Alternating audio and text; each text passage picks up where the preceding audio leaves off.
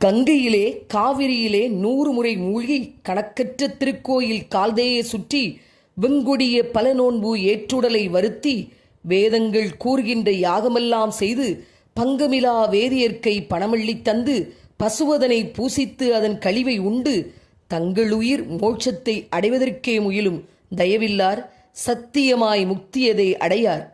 இவ்வளவு எளிதாக கூறியதற்கு கோனார் நோட்ஸ் தேவையில்லைதான்.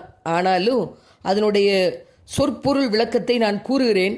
புனித தீர்த்தம் என சொல்லி அதில் குளித்து வேதங்கள் சொல்கின்ற யாகங்கள் பல செய்து விரதங்கள் பல இருந்து தட்சணை என்ற பெயரில் பார்ப்பனர்களுக்கு பணத்தை அள்ளி கொடுத்து மாட்டு மூத்திரத்தையும் மாட்டுச் சாணத்தையும் உண்டு இவற்றையெல்லாம் செய்தால் தங்களுக்கு மோட்சம் கிடைக்கும் என நினைக்கிறார்கள். சத்தியமாக கிடைக்காது.